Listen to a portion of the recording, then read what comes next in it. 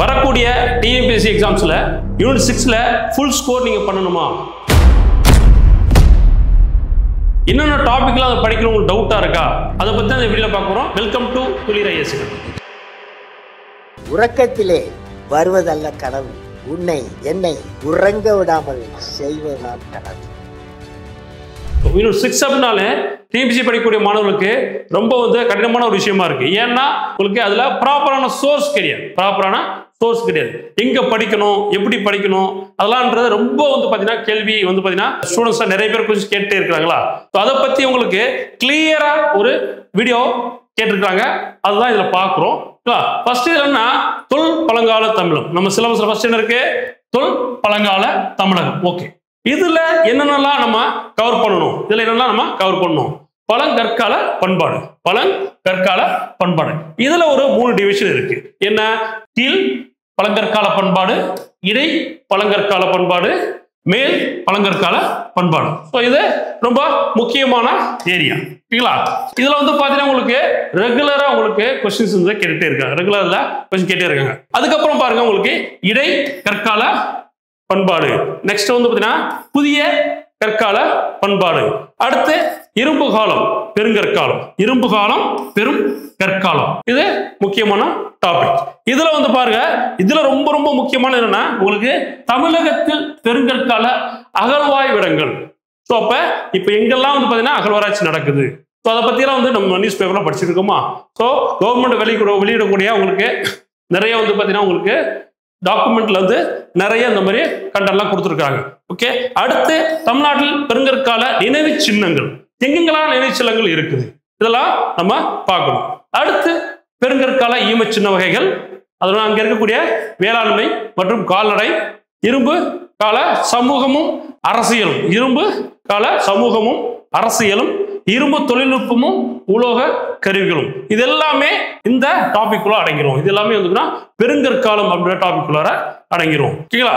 So அடுத்து தென்னிந்தியாவிலும் தமிழ்நாட்டிலும் சமகாலத்தில் நிலவிய பண்பாடுகள். சோ அப்போ தென்னிந்தியாவில் மற்றும் தமிழ்நாட்டிலும் சமகாலத்துல என்னென்னலாம் பாத்தீங்கன்னா பண்பாடுகள் இருந்து கேட்டிருக்காங்க. அடுத்து நாகரிகங்கள். இதுல என்ன உங்களுக்கு வைகை நதிக்கரை நாகரிகம், பொருணை நதிக்கரை நாகரிகம். ரொம்ப ரொம்ப ரொம்ப இம்பார்ட்டன்ட். இந்த பார்ட். சரிங்களா? சோ இந்த பார்ட் ரொம்ப இம்பார்ட்டன்ட். வைகை நதிக்கரை நாகரிகம், அடுத்து பொருணை நதிக்கரை நாகரிகம். இதெல்லாம் நிறைய அகழ்வாராய்ச்சி பண்ணிட்டு இருக்காங்க. நிறைய சின்னங்கள் கிடைச்சிட்டு இருக்கு. சரிங்களா? சோ நிறைய பாத்தீங்கன்னா இதை நம்ம கவர்மெண்ட் ப்ரொமோட் பண்ணிட்டு இருக்காங்க. சோ அடுத்தடுத்து நிறைய அகழ்வாராய்ச்சி பண்ணணும். அது மூலியம் நம்மளும் தமிழ்நாடு வரலாறு கொண்டு வரணும்னு சொல்லிட்டு நிறைய அரசு முனைப்போட பாத்தீங்கன்னா செயல்பட்டு இருக்காங்க. அடுத்து தமிழ்நாட்டில் தொல்லியல் துறை. அதுல என்ன பாருங்க? தொல்லியல் அகழ்வாய்வுகள், தொல்லியல் கள ஆய்வுகள், தொல்லியல் அருங்காட்சியகங்கள், அகழ் வைப்பகங்கள். அடுத்து மாநில தொல்லியல் துறையின் அகழ்வாய்வுகள் 1961 2022 வரைக்கும். சோ உங்களுக்கு இதெல்லாம் படிச்சாகும். ஏன்னா இதைத்தான் அவங்க கொஸ்டின்ல கேட்கிறாங்க. அடுத்து ரிமைனிங் பிற குறிப்பிடத்தக்க கண்டுபிடிப்புகள் என்னெல்லாம் வந்தது. சோ பெரிய நியூஸ்ல வரும். இந்த இடத்துல பாத்தீங்கன்னா ஒரு பழங்கற்கால ஒரு சிலை கண்டுபிடிச்சாங்க, நம்ம காயின் கண்டுபிடிச்சாங்க, மட்பாண்டங்கள் கண்டுபிடிச்சாங்க. சரிங்களா? சோ இதெல்லாம் நடுகள் கண்டுபிடிச்சாங்க. இதெல்லாம் நியூஸ்ல வருதா? இதெல்லாம் சேகரிக்கணும். இதை சேகரிச்சு நம்ம படிக்கணும். ஓகேங்களா? ஸோ இதெல்லாம் நம்ம உங்களுக்கு சேகரிச்ச மாதிரி நம்மளுடைய புக்லயும் இருக்கு. ஓகே, அடுத்து சங்ககாலம். சங்க காலத்துல என்ன பாருங்க உங்களுக்கு சான்றுகள். ஓகே, சங்க காலம்னா சான்றுகள் வேணும். ஏன்னா நம்ம ஒரு ஹிஸ்டரியை பத்தி நம்ம நம்பணும் அப்படின்னா எவிடன்ஸ் தான் எல்லாருமே கேட்கணும். சோர்ஸ் என்ன இருக்கு, இப்போ அதை கொடுத்தாதான் நம்ம நம்ப முடியும். சரிங்களா? ஸோ அப்ப சான்றுகள் என்ன பார்ப்போம். அடுத்து தமிழர்களின் தோற்றம், வரலாற்று தொடக்க காலம், சங்ககால அரசியல், சங்ககால சமூகம். இதுல பாத்தீங்கன்னா திணை, பெண்களின் நிலை, நம்பிக்கைகளும் வழிபாட்டு முறைகளும். அடுத்து சங்ககால பொருளாதாரம் பாத்தீங்கன்னா வேளாண்மை, தொழிற்கூடங்கள். அப்ப சங்க காலத்துல வேளாண்மை எப்படி இருந்தது, அங்க என்னென்ன தொழிற்கூடங்கள்லாம் இருந்தது, இரும்பு செய்யக்கூடிய தொழில் இருந்ததா, இரும்பு உருக்காலைகள் இருந்ததா, சரிங்களா? இதெல்லாம் கேட்பாங்க. பிளஸ் வணிகம். ஓகே, வணிகம்னா நம்ம தமிழ்நாட்டில இருந்து சங்க காலத்துல எந்தெந்த நாடுகள்லாம் வணிகம் பண்ணியிருந்தாங்க. ஸோ நம்ம கூட யார் வணிகம் வச்சிருந்தாங்க, ஸோ அதுக்கு என்ன எவிடன்ஸ் இருக்கு, இதெல்லாம் பார்க்கணும். அடுத்து வந்து பார்த்தீங்கன்னா நகரங்கள் மற்றும் துறைமுகங்களின் தோற்றம். நகரங்கள் மற்றும் துறைமுகங்களின் தோற்றம். ஸோ இப்போ தமிழ்நாட்டில் வந்து பண்டைய நகரங்கள் என்னெல்லாம் இருந்தது, தமிழ்நாட்டில் பண்டைய நகரங்கள் என்னெல்லாம் இருந்தது, பண்டைய தமிழக துறைமுகங்கள் எது, பண்டைய தமிழக துறைமுகங்கள் எது, இதெல்லாம் வந்து நம்ம படிக்கிறோம். ஓகேங்களா? ஸோ நெக்ஸ்ட் தமிழர் வாழ்வியல். தமிழர் வாழ்வியல் இதுல என்ன பாருங்க, தமிழர் வாழ்வியல் எல்லாமே இருக்கு. தமிழர் குடும்ப முறை, தமிழ் மொழியில் அறிவியல் சிந்தனைகள் பாருங்க, தமிழ் மொழியில் அறிவியல் சிந்தனைகள், தமிழர் மருத்துவம், தமிழர் வானியல், தமிழர் கப்பற்கலை, தமிழர் ஊரும் பேரும், தமிழர் நாடும் நகரமும். ஸோ இதெல்லாமே வந்து பார்த்தீங்கன்னா உங்களுக்கு தமிழர் வாழ்வியல்ல அடங்கிடும். அடுத்து தமிழர் விழுமியங்கள்.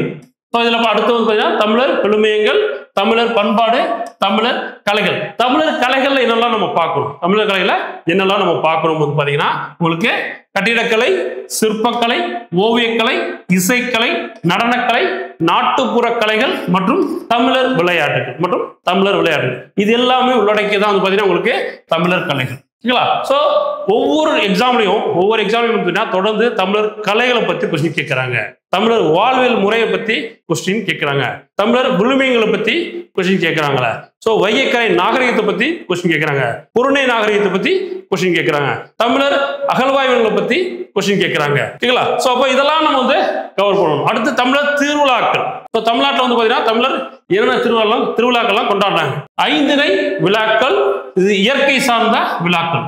ஐந்திணை விழாக்கள் இயற்கை சார்ந்த விழாக்கள். ஸோ இதெல்லாம் ஒன்றிணைந்து தான் பார்த்தீங்கன்னா உங்களுக்கு சங்க காலம். ஸோ இதெல்லாம் இப்போ சங்க காலம்னா ரொம்ப சிம்பிளா வந்து பார்த்தீங்கன்னா நம்ம படிச்சு போயிடக்கூடாது, இதெல்லாம் உங்களுக்கு உள்ளடக்கி தான் சங்க காலம். ஸோ இப்படி நீங்க படிச்சீங்கன்னா தான் வடக்கூடிய எக்ஸாம்ல வந்து பார்த்தீங்கன்னா நீங்க நல்லா ஸ்கோர் பண்ண முடியும். ஓகேங்களா? ஸோ அடுத்து இடைக்கால வரலாறு மற்றும் பண்பாடு. இதுல என்னெல்லாம் இருக்கு பாருங்க. பல்லவர்கள். ஸோ பல்லவர்கள் என்ன, பல்லவர்களோட சமுதாயம் என்ன, சமுதாயம் எப்படி இருந்தது, அவங்களுடைய பெண்கள் நிலை எப்படி இருந்தது. அடுத்தது பல்லவர் கால பொருளாதாரம். ஸோ இந்த காலகட்டத்தில் வந்து பல்லவர் காலத்தில் வந்து இவங்க வணிகம் எப்படி இருந்தது, அவங்களோட வேளாண்மை எப்படி இருந்தது, ஸோ இதெல்லாம் இதில் பார்க்கலாம். அடுத்து பல்லவர் கால சமய நிலை. ஸோ பல்லவர் காலத்தில் வந்து சமய நிலை எப்படி இருந்தது, அவங்க எந்த சமயத்துக்கு சப்போர்ட் பண்ணாங்க, எந்த சமயத்துக்கு ஆதரிச்சாங்க, இதெல்லாம் பார்க்கணும். அடுத்து தமிழ் பக்தி இயக்கம். ஸோ இதில் வந்து பாருங்க நமக்கு எல்லாமே தெரியும், ஆழ்வார்கள் நாயன்மார்கள். இதுல ஆதிசங்கரன், ஆழ்வார்கள் நாயன்மார்கள், ஆதி சங்கரர் மற்றும் ஸ்ரீ ராமானுஜர். ஸோ இதெல்லாமே பக்தி இலக்கியத்துல வந்துடும், எல்லாமே பக்தி இயக்கத்துல வந்துடும். அடுத்து சோழர்கள். சோழர் கால சமூகம் மற்றும் சமயம். சோழர் கால சமூகம் மற்றும் சமயம். அடுத்து சோழர் கால பொருளாதாரம். நெக்ஸ்ட் டாபிக் யாருன்னா உங்களுக்கு நெக்ஸ்ட் சப்ஜெக்ட் யாருன்னா பாண்டியர்கள். ஸோ பாண்டியர் கால சமூகம் மற்றும் சமயம், பாண்டியர் கால பொருளாதாரம், இதெல்லாம் வந்து பார்க்கணும். இதுக்கப்புறம் முக்கியமானது என்னன்னா உங்களுக்கு தமிழ்நாட்டின் கலையும் கட்டடக்கலையும். தமிழ்நாட்டில் இருக்கக்கூடிய கலைகள் மற்றும் கட்டிடக்கலை. ஓகேங்களா? இதுல கட்டிடக்கலை வந்து பாத்தீங்கன்னா உங்களுக்கு ஒவ்வொரு காலகட்டத்திலும் பிரியும், ஒவ்வொரு காலகட்டத்தையும் நம்ம பிரிச்சு பார்க்கலாம்.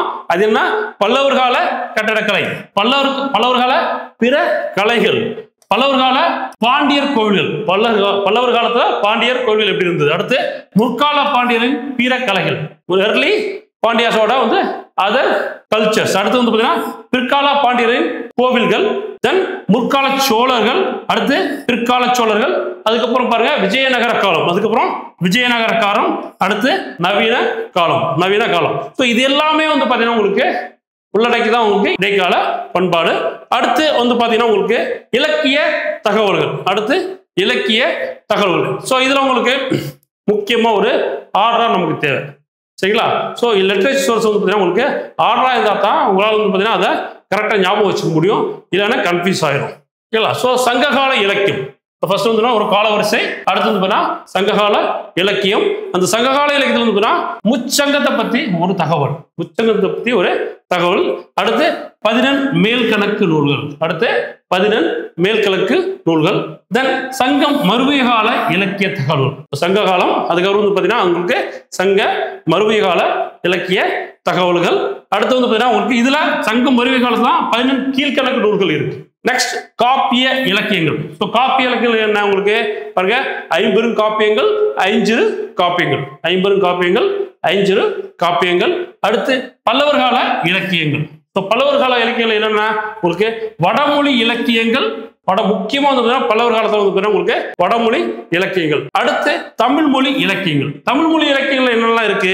தேவாரம் மற்றும் 4000 திவ்ய பிரபந்தம். தேவாரம் மற்றும் 4000 திவ்ய பிரபந்தம். சிற்றிலக்கியங்கள், பிற இலக்கியங்கள். சிற்றிலக்கியங்கள் மற்றும் பிற இலக்கியங்கள் இதெல்லாமே வந்து பாத்தீங்கன்னா உங்களுக்கு பல்லவர் கால இலக்கியத்துல வந்துடும்.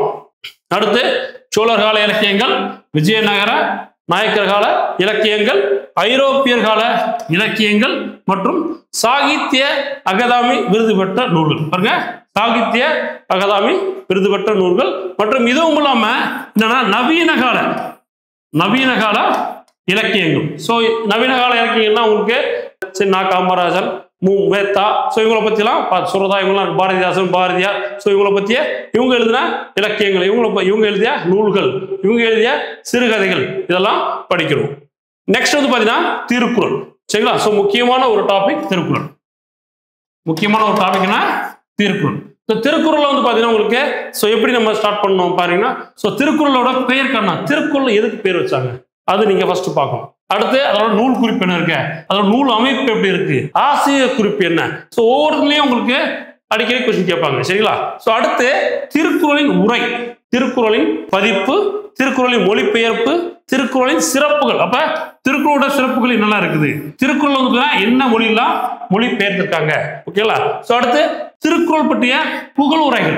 ஸோ திருக்குறள் பத்தி நிறைய வந்து பார்த்தீங்கன்னா நூல்கள்ல புகழுரைகள் இருக்கு. நிறைய வந்து பார்த்தீங்கன்னா உங்களுக்கு நூல் ஆசிரியர் எழுதியிருக்காங்க, அதெல்லாம் பார்க்கணும். அடுத்து அரசு செய்த சிறப்பு. ஓகே, திருவள்ளுவருக்கு அரசு என்னெல்லாம் வந்து பார்த்தீங்கன்னா சிறப்பு செஞ்சிருக்காங்க அதை பத்தி பார்க்கணும். வள்ளுவர் கோட்டம், அப்புறம் வந்து பார்த்தீங்கன்னா உங்களுக்கு கன்னியாகுமரியில் திருவள்ளுவர் சிலை, ஸோ இதெல்லாம் வந்து பார்த்தீங்கன்னா டீட்டெயிலாக பார்க்கணும். அடுத்து குறட்பாக்கள். இந்த குறட்பாக்கள் வந்து பார்த்தீங்கன்னா ஸோ கடைசியா இது வரைக்கும் நடந்த டிஎன்பிஎஸ்சி எக்ஸாம்ல வந்து என்னென்ன அதிகாரத்திலாம் கொஸ்டின் கேட்டிருக்காங்க இதெல்லாம் எடுக்கணும். இதை வச்சுதான் வந்து பார்த்தீங்கன்னா நீங்க படிக்கணும். ஓகேங்களா?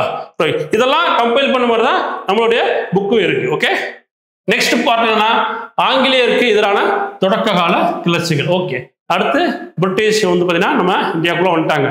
ஸோ இந்தியாவில் வந்து பார்த்தீங்கன்னா இருக்கக்கூடிய நம்ம தமிழ்நாடு வந்து பார்த்தீங்கன்னா பிரிட்டிஷ்க்கு எதிராக வந்து பார்த்தீங்கன்னா தொடக்க காலத்துல என்னெல்லாம் கிளர்ச்சிகள் நடந்தது அப்படின்றத பார்க்கணும். ஸோ பாருங்க, ஃபர்ஸ்ட் இதுல என்ன உங்களுக்கு பாளையக்காரர்கள். ஸோ இனிஷியலா தமிழ்நாட்டில் வந்து பார்த்தீங்கன்னா ஏன் இந்தியாவிலேயே வந்து பார்த்தீங்கன்னா உங்களுக்கு பிரிட்டிஷ்க்கு எதிராக போராட்டம் யாருன்னா பாளையக்காரர்கள். ஓகேங்களா? ஸோ பாளையக்காரர்கள்லாம் யாரெல்லாம் வராங்க? புலித்தேவர், வேலு நாச்சியார், வீரபாண்டிய கட்டபொம்மன், மருது பாண்டியர், தீரன் சின்னமலை. ஸோ அப்படியே போயிட்டு உங்களுக்கு வேலூர் கழகத்தை வந்து முடியும். சரிங்களா? ஸோ அப்படியே வந்து பார்த்தீங்கன்னா வேலூர் கழகத்தில் வரும். ஸோ இந்த வேலூர் கழகம் தான் வந்து பார்த்தீங்கன்னா உங்களுக்கு இந்தியாவின் வந்து முதல் விடுதலை போர் சொல்லக்கூடிய 1857 ரிவோல்ட் இருக்கு பார்த்தீங்களா? ஸோ அதுக்கு வந்து ஒரு முன்னோடி சொல்றாங்க. அடுத்து விடுதலை போராட்டத்தில் தமிழ்நாட்டின் பங்கு. Right, okay. அதுக்கப்புறம் பாளையக்காரர்கள் தொடக்க கால கிளர்ச்சிகள் முடிஞ்சதுங்களா? ஸோ அடுத்து வந்து விடுதலை போராட்டம் ஆரம்பிக்குது. சரிங்களா? இந்த விடுதலை போராட்டத்தில் வந்து பார்த்தீங்கன்னா தமிழ்நாட்டோட பங்கு என்னெல்லாம் இருக்குது அப்படின்னு வந்து பார்த்தீங்கன்னா உங்களுக்கு தமிழகத்தில் தொடங்கிய தொடக்க கால தேசிய இயக்கங்கள். ஸோ என்னென்ன இருந்து சென்னை வாசிகள் சங்கம், சென்னை மகாஜன சபா, அப்புறம் தொடக்க கால மிதவாத தேசியவாதிகள், அப்புறம் இந்திய தேசிய காங்கிரஸில் தமிழகத்தின் பங்கு. ஸோ இந்திய தேசிய காங்கிரஸ் வந்து இனிஷியல் ஸ்டார்ட் பண்ணாங்கல்ல, ஸோ அதுல வந்து தமிழ்நாட்டோட பங்கு என்னெல்லாம் இருந்தது, தமிழ்நாட்டில் இருந்து யாரெல்லாம் கலந்துக்கிட்டாங்க, தமிழ்நாட்டில் வந்து எப்பெல்லாம் மாநாடு நடந்தது, ஸோ என்ன பேசிக்கிட்டாங்க, ஸோ அதெல்லாம் நம்ம பார்க்கணும். ஓகேங்களா? ஸோ அடுத்து தமிழ்நாட்டில் சுதேசி இயக்கம். ஓகே, சுதேசி மூவ்மெண்ட் வந்துருச்சு. இதுல தமிழ்நாட்டில் வந்து உங்களுக்கு சுதேசி இயக்கம் எப்படி இருந்தது, ஸோ அதுல யாரெல்லாம் முக்கியமான பர்சன் பாருங்க. வஉசி, சுதேசி நீராவி கப்பல் கம்பெனி, அடுத்து கோரல் நூற்பாலை வேலை நிறுத்தம், பிபின் சந்திரபால் விடுதலை. ஸோ இதனால உங்களுக்கு என்ன உங்களுக்கு தமிழ்நாட்டில் வந்து பார்த்தீங்கன்னா உங்களுக்கு ஒரு இஷ்யூ ஆச்சு அப்படின்றதெல்லாம் நம்ம படிக்கிறோம். அடுத்து தமிழ்நாட்டில் புரட்சிகர தேசியவாதிகளின் செயல்பாடுகள். அடுத்த தமிழ்நாட்டில் புரட்சிகர தேசியவாதிகளின் செயல்பாடுகள். ஸோ இதுக்கீழே யாரெல்லாம் இருக்கிறாங்க? நீலகண்ட பிரம்மச்சாரி, வாவு சுப்பிரமணியம், வாஞ்சிநாதன், அடுத்து தன்னாட்சி இயக்கம். ஓகே, தன்னாட்சி இயக்கம் தமிழ்நாட்டில் என்ன இருந்தது? சரிங்களா? So home rule movement. Okay, அதாவது தமிழ்நாட்டில் வந்து என்ன உங்களுக்கு வந்து இம்பார்ட்டன்ட். பாருங்க திலகரின் தன்னாட்சி இயக்கம், திலகரின் தன்னாட்சி இயக்கம். அடுத்து அன்னி பெசன்ட் அம்மையாரின் தன்னாட்சி இயக்கம். தன்னாட்சி இயக்கத்தின் வீழ்ச்சி மற்றும் பெயர் மாற்றம், தன்னாட்சி இயக்கத்தின் வீழ்ச்சி மற்றும் பெயர் மாற்றம். அடுத்து ரவுலட் சட்டம், ரவுலட் சத்தியாகிரகம், ரவுலட் சத்தியாகிரகம். அடுத்து கிலாபத் இயக்கம், தென் ஒத்துழையாமை இயக்கம், நான் கோஆபரேஷன் மூவ்மெண்ட். அடுத்து வரிகோடா இயக்கம் மற்றும் கள்ளுக்கடை மறியல் இயக்கம். இதெல்லாம் தமிழ்நாட்டில் நடந்தது. ஓகே, இதுல யாரெல்லாம் பார்ட்டிசிபேட் பண்ணாங்க, யார் லீடர்ஷிப் பண்ணாங்க, இதோட விளைவுகள் என்ன, இதெல்லாமே படிக்கணும். ஈவேராவின் செயல்பாடுகள், ஈவேராவின் செயல்பாடுகள். அடுத்து சைமன் குழு புறக்கணிப்பு, கோ பேக் டு சைமன் சொல்லுவாங்கல்ல, சோ சைமன் குழு புறக்கணிப்பு. நீல் சிலை அகற்றம் மற்றும் போராட்டம். சோ வந்து பாத்தீங்கன்னா நீல் சிலை வந்து பாத்தீங்கன்னா அகற்றம் மற்றும் போராட்டம், இது ரொம்ப ரொம்ப முக்கியமானது. அடிக்கடி வந்து பாத்தீங்கன்னா கொஸ்டின் கேட்கிறாங்க. அடுத்து சட்ட மறுப்பு இயக்கம், சட்ட மறுப்பு இயக்கம். Okay, CTM movement. அடுத்து வெள்ளையனே வெளியேறு இயக்கம். Okay, good India movement. அடுத்து ஆலய நுழைவு போராட்டம் சொல்லக்கூடிய டெம்பிள் என்ட்ரி மூவ்மெண்ட். தென் இந்திய தேசிய ராணுவத்தின் தமிழர்கள் பங்கு. சோ இது எல்லாமே உங்களுக்கு வந்துன்னா விடுதலை போராட்டம், தமிழகத்தில் வந்துன்னா விடுதலை போராட்டம் வந்துடும். ஓகேங்களா? சோ இயக்கங்கள். அடுத்து வந்துன்னா விடுதலை போராட்ட தலைவர்கள் யார்? சோ தமிழ்நாட்டில் வந்துன்னா யாரெல்லாம் வந்து விடுதலை போராட்டத்தில் இருந்தாங்க பாருங்க.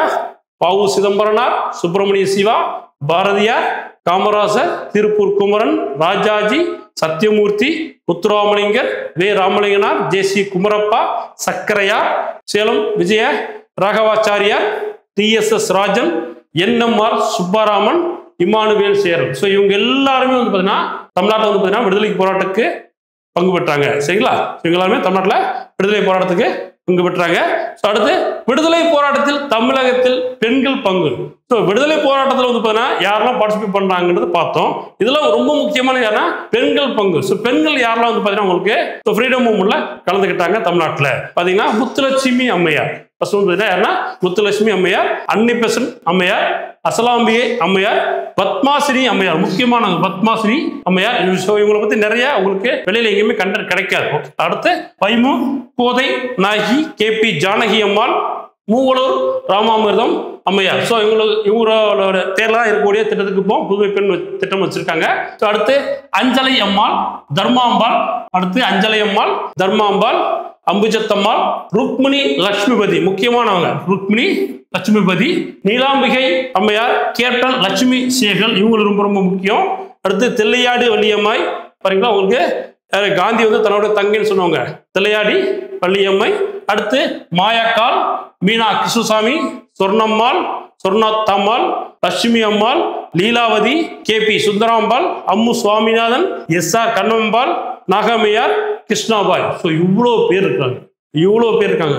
ஸோ இவங்களை எல்லாமே நம்ம படிக்கணும். இது எல்லாமே ப்ரீவியஸ் இயர் கொஸ்டின் பேப்பர்ல கேட்டது. சரிங்களா? ஸோ அவ்வளோ கொஸ்டின் இவங்க கேட்டிருக்காங்க. இது எல்லாமே உள்ளடக்கி தான் நம்மளுடைய புத்தகம். சரிங்களா? ஸோ நம்மளோட புக்ல இது எல்லாமே கவர் ஆயிருக்குது.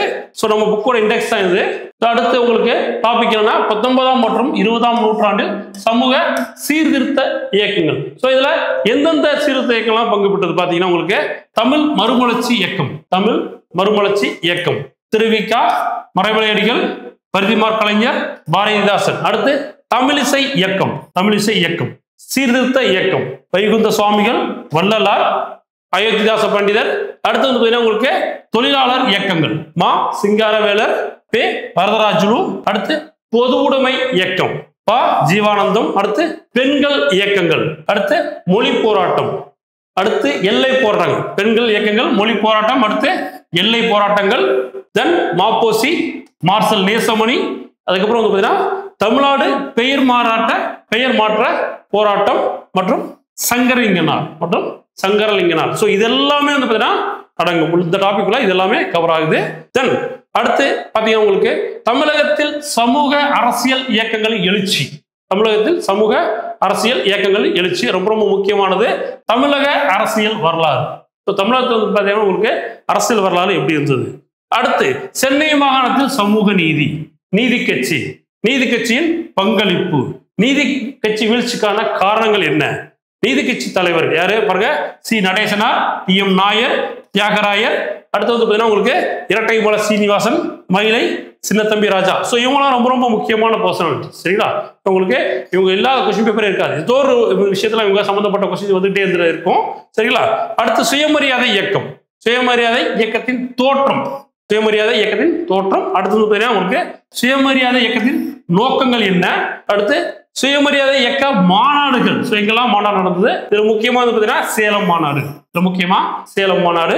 அடுத்து திராவிடர் கழகம் மற்றும் திராவிட முன்னேற்ற கழகம், திராவிட கழகம் மற்றும் திராவிட முன்னேற்ற கழகம் எப்படி உருவாச்சு. அடுத்தது பார்த்தீங்கன்னா உங்களுக்கு திராவிட இயக்க தலைவர்கள் முக்கியமானவங்க யாரு, தந்தை பெரியார், பேரறிஞர் அண்ணா, தந்தை பெரியார், பேரறிஞர் அண்ணா. ஸோ இதெல்லாமே யூனிட் 6ல இருக்கு, இதெல்லாமே யூனிட் 6ல இருக்கு. ஸோ இதெல்லாமே நீங்க படிச்சாகணும். ஓகேங்களா? ஸோ இதெல்லாமே கரெக்டா நீங்க படிச்சீங்கன்னா நீங்க வரக்கூடிய டிஎன்பிஎஸ்சி எக்ஸாம்ல ஃபுல் ஸ்கோர் நீங்க பண்ணலாம். ஓகேங்களா? ஸோ இதெல்லாம் வந்து இப்போ கம்பைல் பண்ணி தான் அருமையா வந்து நம்ம தொழிலில் ஒரு புக்கு வந்து லான்ச் பண்ணியிருக்கோம். சரிங்களா? ஸோ அந்த புக்கு வந்து பார்த்தீங்கன்னா யாருக்கும் விருப்பம் இருக்கோ 9445065552க்கு நீங்க கால் பண்ணி கான்டாக்ட் பண்ணி அந்த புத்தகத்தை வாங்கிக்கலாம். சரிங்களா? ஸோ இதெல்லாம் கரெக்டா நீங்க படிச்சு வரக்கூடிய தேர்வுகளில் வந்து பார்த்தீங்கன்னா நீங்க நல்ல ஸ்கோர் பண்ணணும். அது மூலியமா வந்து பார்த்தீங்கன்னா அடுத்து நீங்க ஈஸியாக வந்து டிஎன்பிஎஸ்சியில் வந்து பார்த்தீங்கன்னா வேலை வாங்கணும். அதுக்கு என்னுடைய வாழ்த்துக்கள். நன்றி, வணக்கம்.